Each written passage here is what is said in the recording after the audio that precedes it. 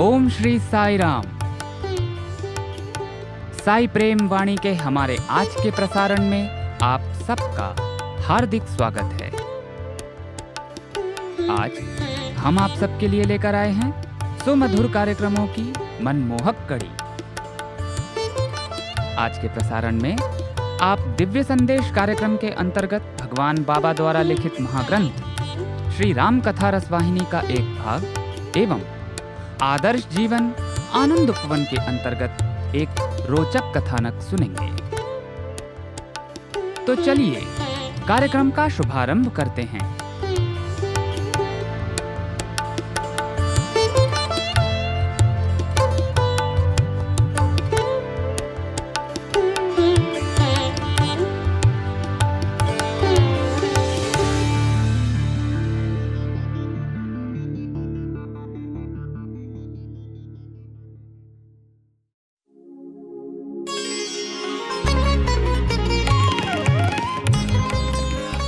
अब प्रस्तुत है दिव्य संदेश।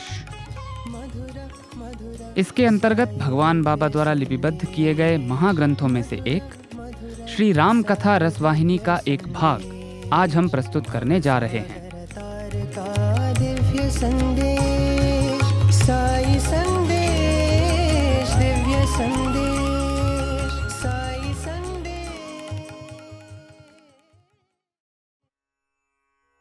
भरत ने शत्रुघ्न को सांत्वना दी और कहा कि राम उनके इस कार्य को पसंद नहीं करेंगे।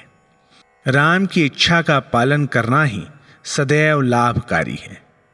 इस बीच राम लंका में लक्ष्मण की देखभाल कर रहे थे।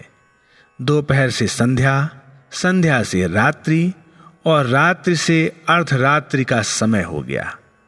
वानर राम के चारों ओर घिरे बैठे थे। हनुमान के न पहुंचने पर राम सामान्य मनुष्य की भांति चिंता व्यक्त करने का अभिनय कर रहे थे। अर्धरात्रि हो गई, अभी तक हनुमान के आने का कोई लक्षण नहीं दिखाई देता। क्या वह मार्ग भूल गए? भाई लक्ष्मण अभी तक मूर्छा में हैं। उन्होंने अति कोमलता पूर्वक अश्रुपूर्ण स्नेह से लक्ष्मण का मुख अपनी ओर कर दुलारते हुए कहा, भैया अपनी आंखें खोलो और मुझे देखो। इससे पूर्व तुमने कभी इतने लंबे समय के लिए मुझ पर से दृष्टि नहीं हटाई। इन सभी वर्षों में तुमने नींद की झपकी लिए बिना अनवरत रूप से मेरी सेवा की है। मैं तुम्हारे इस मौन को कैसे सहन कर सकता हूं? कल से मुझे किसी ने भी मृदु वचनों द्वारा सांत्वना नहीं दी। इस प्रकार राम ने सामान्य प्राणियों के समान अति विलाप किया। उनका दुख शब्दों में फूट पड़ा। भैया, मेरे लिए तुमने माता पिता एवं पत्नी को त्याग दिया। यद्यपि तुम प्रतिज्ञाबद्ध नहीं थे, फिर भी मेरे साथ जंगलों में वनवास के लिए आए। तुमने मार्ग में आई कठिनाइयों पर कभी ध्यान नहीं दिया। तुम्हारा स्वभाव अति सरल और मधुर है, किंतु मेरे लिए तुमने उष्ण सूर्य को भी स्वीकार किया, वर्षा में भीगे और शीत में ठिठुरे। तुम यथा समय भोजन भी नहीं करते, क्योंकि भोजन के लिए तुम्हारा कोई नियत समय नहीं है। जो भी खाद्य पदार्थ तुम एकत्र करते थे वह मुझे दे देते थे। लक्ष्मण, मुझे यह भी ज्ञात है कि तुम प्रायः बिना खाए ही लेट जाते थे। भैया, 12 घंटों से मैं उस स्नेहपूर्ण परिचर्या से वंचित हूं। क्या तुम यह अनुभव नहीं करते? बस एक बार अपने नेत्र खोलकर मुझे देखो। अब मुझे बस इसी की आवश्यकता है। राम ने प्रेम पूर्वक लक्ष्मण की ठुड्डी पकड़कर उनकी दृष्टि के लिए अति मर्मस्पर्शी प्रार्थना की। राम के दुख पर वानरों के भी आंसू आ गए। उनमें से कई वानर तो वृक्षों पर चढ़ गए और दूर दूर तक हनुमान के आगमन के लक्षण देखने का प्रयत्न करने लगे। तभी हनुमान अपनी हथेली पर संजीवी पर्वत धारण किए आते हुए दिखाई दिए। वे साहस और करुणा के मूर्त रूप लग रहे थे। वे भूमि पर उतरे और वानरों के मध्य आ गए। वानरों ने उनकी जय जयकार की। उन्होंने कहा, तुमने हम सबके जीवन धन्य कर दिए। यदि तुम उषा काल से पूर्व वापस नहीं आते तो हम सभी समुद्र में डूबकर प्राण त्याग देते, क्योंकि हम लक्ष्मण को नहीं बचा पाते और उनके बिना हम जीवित नहीं रह सकते थे। जब राम ने हनुमान द्वारा लाया गया औषधि का पर्वत देखा तो उनकी प्रसन्नता का पारावार नहीं रहा। सुषेण ने शीघ्र ही सभी आवश्यक औषधियां विशल्यकारिणी, संधानकारिणी, सौवर्णकारिणी तथा संजीवकारिणी पर्वत से लेकर लक्ष्मण को दी। उसी क्षण लक्ष्मण पूर्णतः सचेत हो बैठ गए। राम को अपरिमित हर्ष हुआ। उन्होंने अपने भाई का प्रेम पूर्वक आलिंगन किया। उन्होंने कहा, भैया तुम इतने समय से कहां थे?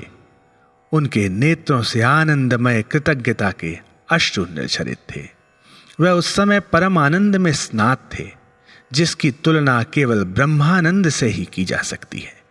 इसी बीच संजीवी पर्वत से प्रवाहित जीवनदायिनी वायु के संपर्क में आने से घमासान युद्ध के दौरान वृत वानर भी पुनर्जीवित हो गए और पूर्व की भांति चलने फिरने लगे।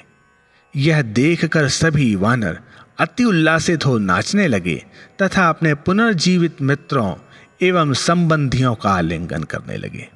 राम ने सुषेण पर आशीर्वाद की वृष्टि की। उन्होंने सुषेण को आश्वासन दिया कि यदि रावण ने उनके विरुद्ध कोई अप्रतिशोधपूर्ण कार्य किया तो वे उनकी रक्षा करेंगे। उन्होंने हनुमान को आदेश दिया कि वह वैद्य सुषेण को उनके घर सहित लंका में वापस छोड़ आए और उनके द्वारा लक्ष्मण एवं वानरों को प्रदत्त सेवा की स्मृति में वह बहुमूल्य संजीवी पर्वत भी उनके घर के पास स्थापित कर दें। हनुमान ने उनकी सेवाओं की भूरी भूरी प्रशंसा की और अपने स्वामी एवं मित्रों के प्राणों की रक्षा करने के लिए अपना आभार प्रकट किया और सुषेण सहित उनके घर तथा पर्वत को उठाकर सुरक्षित रूप से लंका में पहुंचा दिया। दूसरा दिन हुआ। राक्षसों के शिविर से युद्ध के नगाड़े सुनाई दे रहे थे। वानर भी अति आतुर थे। उन्हें अपने संरक्षक तथा पथ प्रदर्शक राम के चिंतन से अपरिमित बल मिल रहा था। प्रत्येक वानर में अनेक शक्तिशाली हाथियों का सा बल था। वह सभी युद्ध आरंभ करने के लिए उत्सुक व अधैर्यता पूर्वक यत्र तत्र भाग रहे थे। उस दिन राक्षसों का सेनापति धूम्राक्ष था। उसने पूर्ण क्षमतानुसार युद्ध किया, किंतु अगले दिन हनुमान द्वारा उसका अंत हो गया। तब अकंप रणभूमि में कूद पड़ा और उसने राक्षस सेना की ओर से प्रचंड युद्ध किया। अकंप का सामना करने के लिए अंगद ने वानर सेना का नेतृत्व किया और उसी दिन वह उस राक्षस सेनापति को मारने में सफल हो गया। जब प्रहस्त को शत्रु के हाथों अकंप की मृत्यु का समाचार मिला तो वह चिल्लाता हुआ संग्राम स्थल पर आया। नील ने उसका सामना किया और राम नाम का स्मरण करते हुए उससे भयंकर युद्ध किया। नील ने नए सेनापति प्रहस्त के साथ भीषण मल्ल युद्ध किया और उसे मारने में सफल हुए। उसके बाद महोदर आया। हनुमान तीव्र गर्जना सहित उस पर कूद पड़े और पूर्ण शक्ति सहित उसके साथ संघर्ष किया।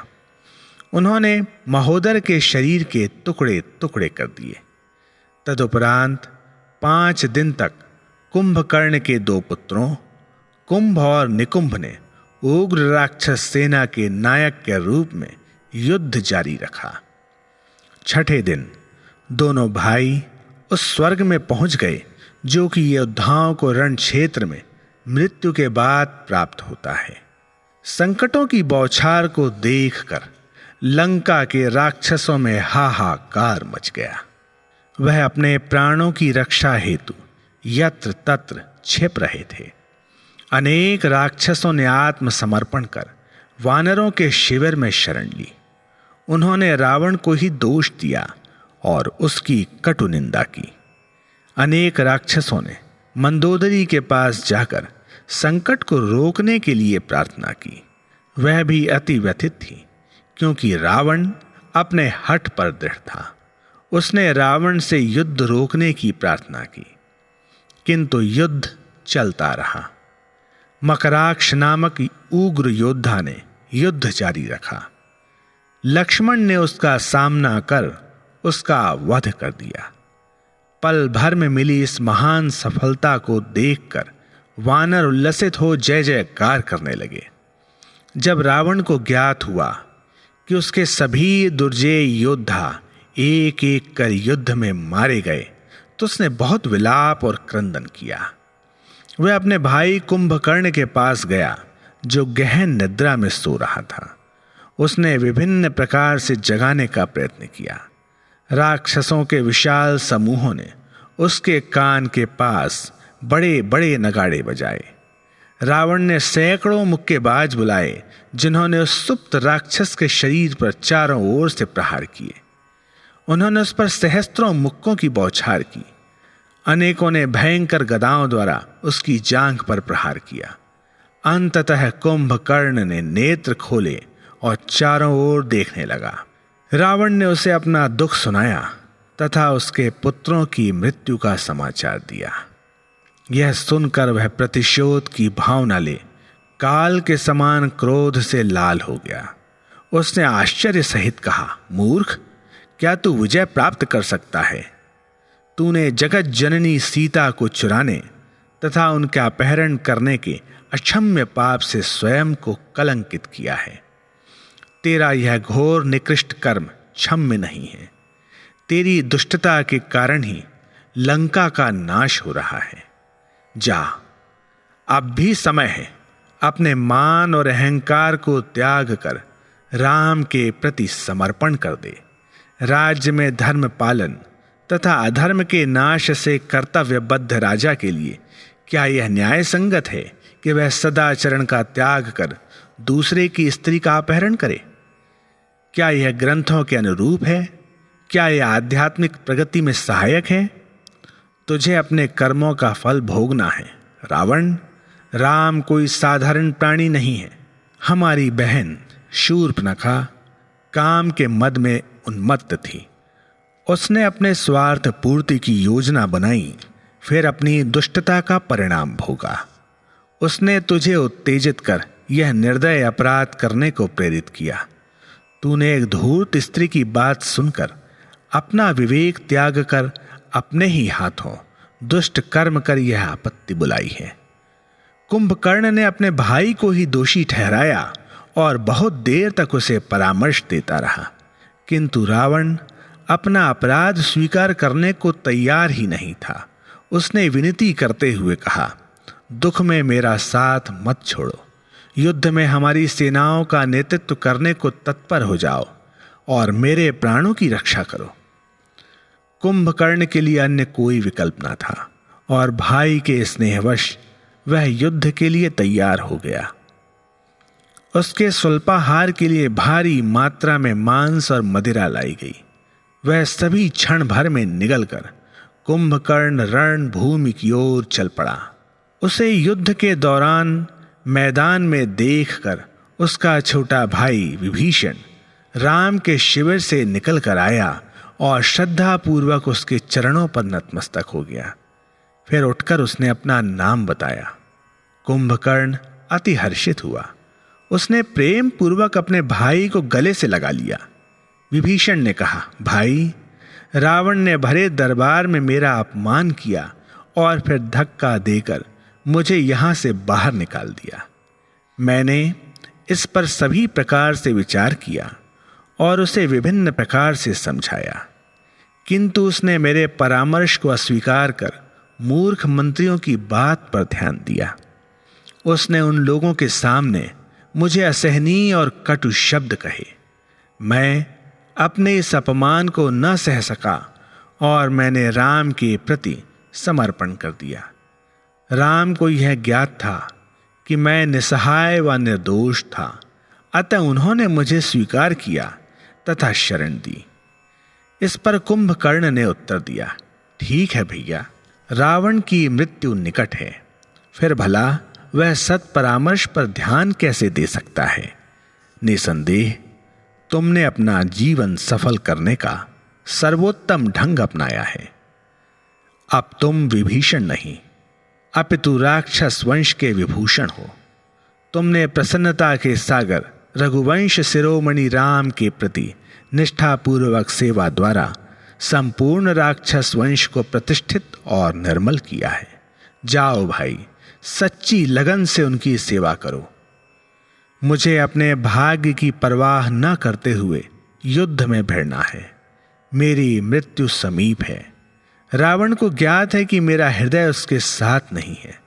मैं तो तुम्हें परामर्श दूंगा कि तुम अन्य सब के प्रति निष्ठा छोड़कर राम के प्रति दृढ़ निष्ठावान बनो। यह सुनकर वानरों को इतना क्रोध आया कि उन्होंने हनुमान के नेतृत्व में शत्रु पर अग्नि बरसाई और रण में कूद पड़े। उन्होंने उस पर विशाल वृक्ष तथा असंख्य पत्थर फेंके, किंतु कुंभकर्ण दृढ़ और अप्रभावित रूप से खड़ा रहा। यह तो उन्मत्त हाथी पर पलक से प्रहार के समान था। प्रचंड क्रोध में भरकर हनुमान ने बलपूर्वक उसे घूंसा मारा और कुंभकर्ण चक्कर खा भूमि पर गिर पड़ा, किंतु वह शीघ्र ही संभल गया और उसने हनुमान पर प्रहार कर उन्हें भूमि पर गिरा दिया। फिर नल और नील हनुमान के साथ मिल गए। वह भी कुंभकर्ण के बल का सामना न कर सके। वानरों में आतंक फैल गया। सुग्रीव और अंगद को भी कुंभकर्ण ने अपने शक्तिशाली प्रहारों द्वारा मैदान में गिरा दिया। अंत में कुंभकर्ण सुग्रीव को अपनी बगल में दबाकर रणभूमि से बाहर ले गया। कुंभकर्ण ने कहा कि वानरों के राजा को पकड़ लेने पर संपूर्ण वानर सेना पराजित हो गई थी। तभी हनुमान ने पुनः चेतना प्राप्त की। वह अपने आसपास सुग्रीव को न पाकर उनका पता लगाने के लिए अति व्याकुलतापूर्वक खोज करने लगे। बलशाली कुंभकर्ण की बगल में दबे सुग्रीव को चेतना आई और वह उसकी पकड़ से निकल भागने का यत्न करने लगे। हनुमान ने जब उन्हें निकल भागने का यत्न करते हुए देखा तो वे भी उनकी सहायता के लिए दौड़े, किंतु सुग्रीव स्वयं ही उसके बंधन से मुक्त होने में सफल हो गए और उससे फिर भीषण युद्ध आरंभ कर दिया। उन्होंने कुंभकर्ण के नाक काट लिए और इसके परिणाम स्वरूप दैत्य को श्वास लेने में बहुत कठिनाई होने लगी। तभी वानरों के एक दल ने राम की जय हो, हमारे स्वामी की जय हो पुकारते हुए कुंभकर्ण को घेर लिया और उस पर शिलाओं, पर्वतों और वृक्षों की बौछार की। क्रुद्ध निशाचर वानरों पर झपट पड़ा और उसके हाथ जो भी वानर लगे उसने उन सभी को निगल लिया। अनेक वानर उसके द्वारा मारे गए। इस प्रकार कुंभकर्ण वानरों में हाहाकार मचाने में सफल हो गया। इस पर राम ने लक्ष्मण तथा अन्य योद्धाओं को बताया कि अब उनका रणभूमि में प्रवेश करने का समय आ गया था तथा अब उसमें अधिक विलंब नहीं करना चाहिए। उन्होंने कहा, लक्ष्मण, वह अक्षय तरकश लाओ। लक्ष्मण आदेश शिरोधार्य कर शीघ्र ही तरकश ले आए और उसे राम के हाथों में रख दिया। कोदंड धनुष धारण कर राम उसी प्रकार रणभूमि में चले जिस प्रकार सिंह अपने शिकार के लिए जाता है। उनके पीछे पीछे लक्ष्मण, सुग्रीव, हनुमान और जाम्बवंत चले। राम के बाण पंखयुक्त सर्पों के समान सीधे शत्रु को लगे। वह बाण चारों दिशाओं में छा गए। उन्होंने शत्रुओं के असंख्य योद्धाओं और सैनिकों का वध किया। बाणों की वेदना को सहने में असमर्थ राक्षस युद्ध स्थल से भाग गए। बाणों की बौछार कम नहीं हुई, क्योंकि प्रत्येक बाण शत्रु को घायल कर पुनः तरकश में पहुंच जाता था। जब कुंभकर्ण ने देखा कि राम ने राक्षस सेना का नाश कर दिया है तो उसे भयंकर क्रोध आया। वह घायल सिंह के समान गर्जा और संग्राम में कूद पड़ा। वानर आतंकित हो गए और भय के कारण भाग गए। राम के पास अन्य कोई विकल्प नहीं था, अतः उन्होंने कुंभकर्ण पर बाण लक्ष्य कर उसकी भुजाएं कंधों से अलग कर दी। जब राम ने दानों की भुजाएं काट दी तो वह उस मंदराचल पर्वत के समान प्रतीत हुआ जिसके पंख इंद्रदेव ने काट दिए थे। वह कर्कश गर्जना सहित राम की ओर बढ़ा। राम ने धनुष की डोर कान तक खींचकर एक साथ कई बाण छोड़े जो कुंभकर्ण के मुख पर लगे। इसके परिणाम स्वरूप कुंभकर्ण को मूर्छा आ गई, किंतु वह गिरा नहीं। अतः राम ने एक और बाण छोड़ा जिसने उसका सिर विच्छिन्न कर दिया तथा वह भूमि पर गिर पड़ा।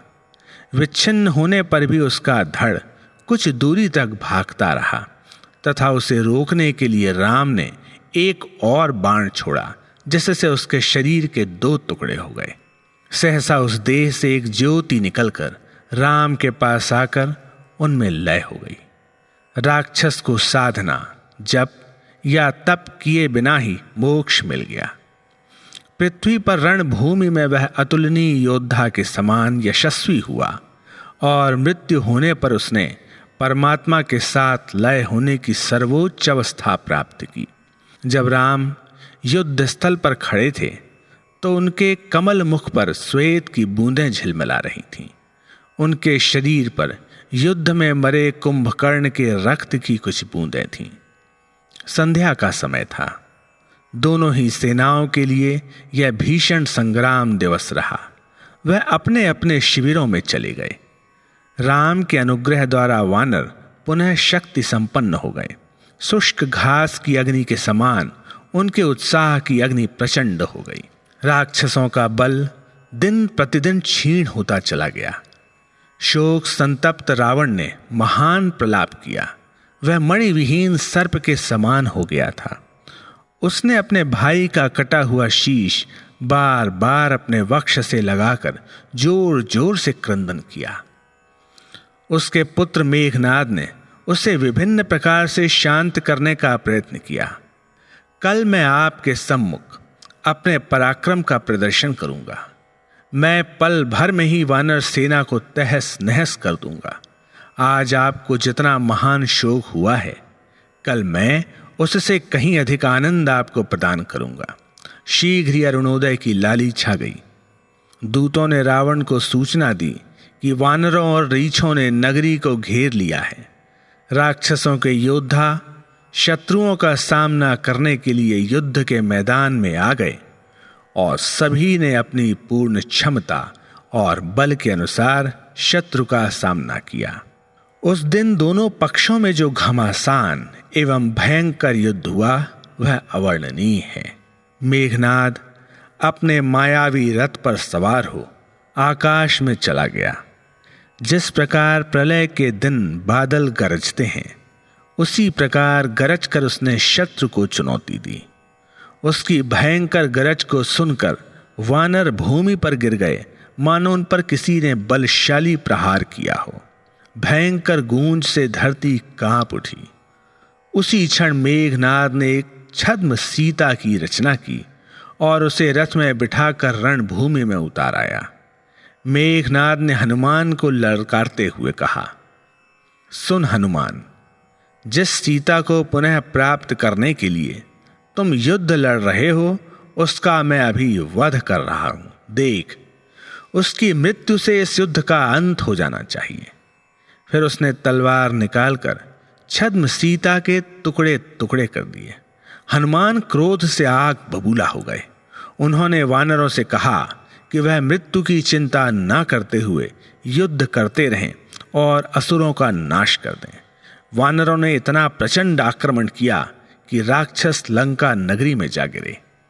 हनुमान ने राम के पास जाकर उन्हें मेघनाद के दुष्ट कर्म के विषय में बताया। यह समाचार सुनते ही राम ने महान शोक का अभिनय किया। यद्यपि उन्हें ज्ञात था कि मेघनाद ने माया द्वारा छद्म सीता की रचना की थी, तथापि उन्होंने सामान्य मानव की भांति व्यवहार किया। लक्ष्मण भी दुख से डूबे हुए थे। वे जग जननी के बिना संसार में जीवित रहना व्यर्थ समझते थे और विषादग्रस्त बैठे थे। यह सब सुनकर विभीषण भागकर राम के पास आया और बोला, स्वामी, आपको तो इसकी वास्तविकता ज्ञात है। यह संपूर्ण घटना मिथ्या है। सीता जीवित हैं तथा अति सावधानी पूर्वक उनकी देखभाल हो रही है। जहां उन्हें रखा गया है वहां केवल रावण ही जा सकता है। हमें विषादग्रस्त करने के लिए ही मेघनाद ने एक छद्म सीता की रचना कर उसका वध किया है। हम राक्षसों में ऐसी मायाएं बहुत प्रचलित हैं। मुझे मालूम है कि यह लोग इन निम्न षड्यंत्रों में कैसे आनंदित होते हैं।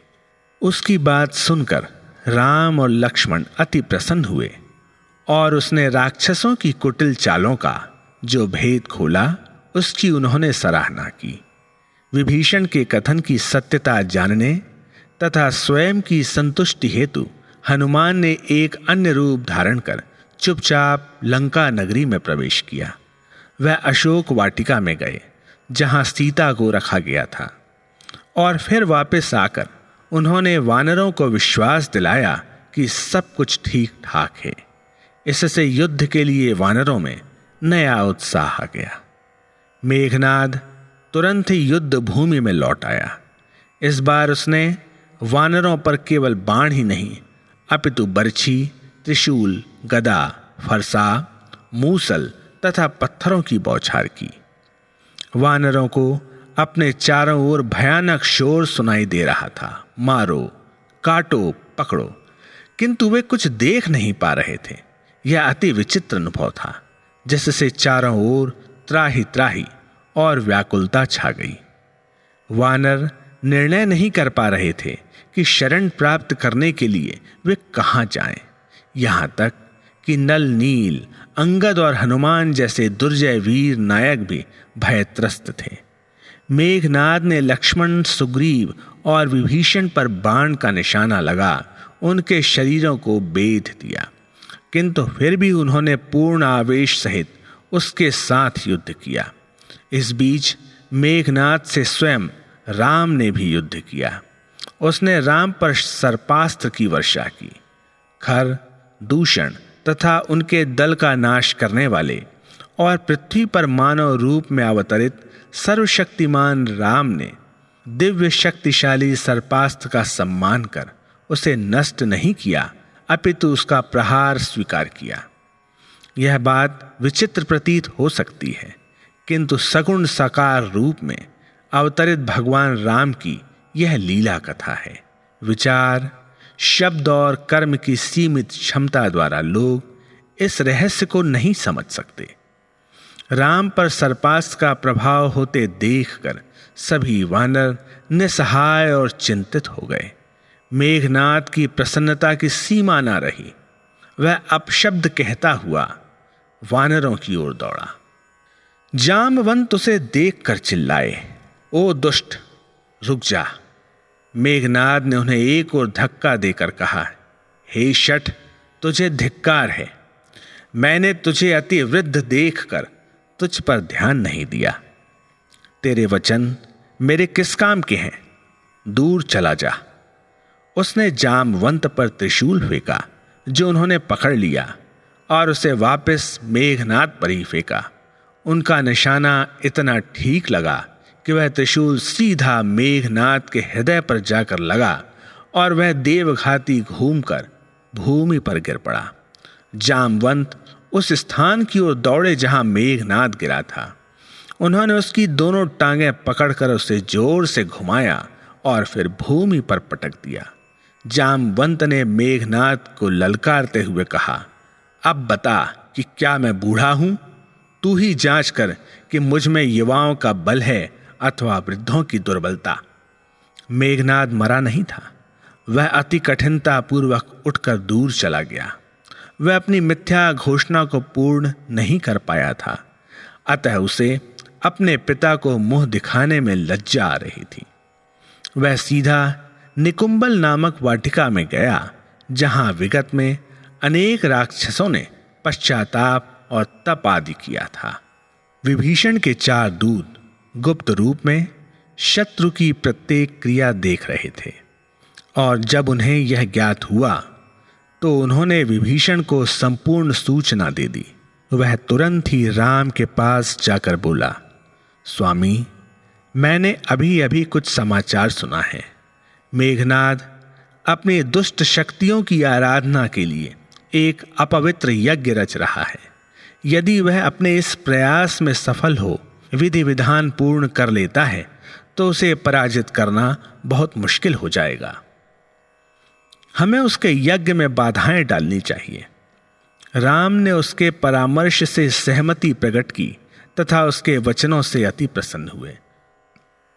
उन्होंने हनुमान और अंगद को बुलाकर कहा, भाइयों, मेघनाद के यज्ञ में बाधा डालो तथा उसे विध्वंस कर दो।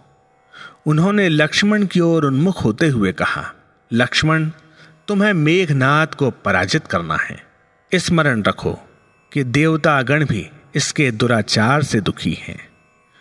उन्होंने ज्यों ही यह आदेश दिया, त्यों ही विभीषण, सुग्रीव एवं हनुमान तीनों ने एक विशाल कपिसेना एकत्र कर लक्ष्मण की सहायतार्थ उनका अनुगमन किया। लक्ष्मण ने धनुष तथा अक्षय तरकश धारण कर राम को दंडवत प्रणाम किया और फिर हृदय में राम को प्रतिष्ठित कर शिविर से बाहर चल दिए। अंगद, नील, नल तथा अन्य सेनापति हनुमान के पीछे पीछे चले। निकुंबल वाटिका में पहुंचने पर उन्होंने देखा कि यज्ञ हो रहा था और यज्ञाग्नि में भैंसों के मांस, रक्त की बलि दी जा रही थी। उन्होंने विधि विधान में विघ्न डालना आरंभ किया, किंतु मेघनाद फिर भी यज्ञ करता रहा। शक्तियों की आराधना हेतु जो श्लोक पढ़े जा रहे थे, वानरों ने जोर जोर से उनकी नकल करना और हंसना आरंभ कर दिया, किंतु फिर भी पंडित अपनी क्रिया विधि करते रहे। अतः कुपित वानरों ने यज्ञ क्षेत्र में जाकर मेघनाद को उसके केश से पकड़कर उसे भूमि पर गिरा दिया और उस पर प्रहार किया। मेघनाद ने उनको त्रिशूल मारा।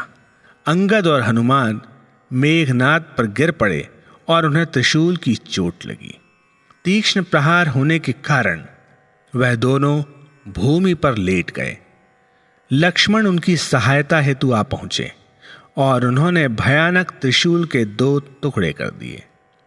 अंगद व हनुमान शीघ्र ही ठीक हो गए और उन्होंने अपनी पूर्ण शक्ति सहित मेघनाद पर प्रहार किया। फिर भी मेघनाद ने साहस नहीं छोड़ा और न ही उस प्रहार से पीड़ित होने का कोई लक्षण ही प्रदर्शित किया। लक्ष्मण काल के समान मेघनाद पर बाण वृष्टि कर रहे थे। वानरों ने भी उस पर भयंकर प्रहार किए। अतः मेघनाद अपनी माया द्वारा अदृश्य हो गया। वह अनेक रहस्यमय रूप धारण कर भाग गया। लक्ष्मण का धैर्य समाप्त हो गया था। उन्होंने अपने धनुष पर पवित्र बाण रखकर तथा राम के बल और ऐश्वर्य की प्रार्थना करते हुए मेघनाद पर इस प्रकार लक्ष्य किया कि वह जहां भी हो वहीं उसे बाण लग जाए। बाण मेघनाद के हृदय में जाकर लगे और वहीं उसका अंत हो गया। अंतिम समय उसके हृदय में राम व लक्ष्मण शत्रु रूप में उपस्थित थे। अतः अंगद, हनुमान और विभीषण ने उसकी शूरता एवं मृत्यु की सराहना की। हनुमान उसकी देह को अपने कंधों पर उठाकर लंका नगरी के द्वार पर ले गए और वहां रखकर वापस आ गए। लक्ष्मण ने राम के पास जाकर उन्हें दंडवत किया। उनकी सफलता पर राम को अति हर्ष हुआ। उन्होंने निकुंबल वाटिका की घटनाओं का विस्तृत वर्णन सुना और अगाध स्नेह पूर्वक अपने भाई को गले लगा लिया।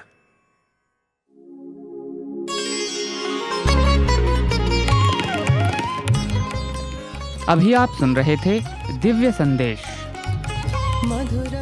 आज आपने भगवान बाबा द्वारा लिपिबद्ध किए गए महाग्रंथों में से एक श्री राम कथा रसवाहिनी का एक भाग सुना। भवसागर तार का दिव्य संदेश, साई संदेश, दिव्य संदेश।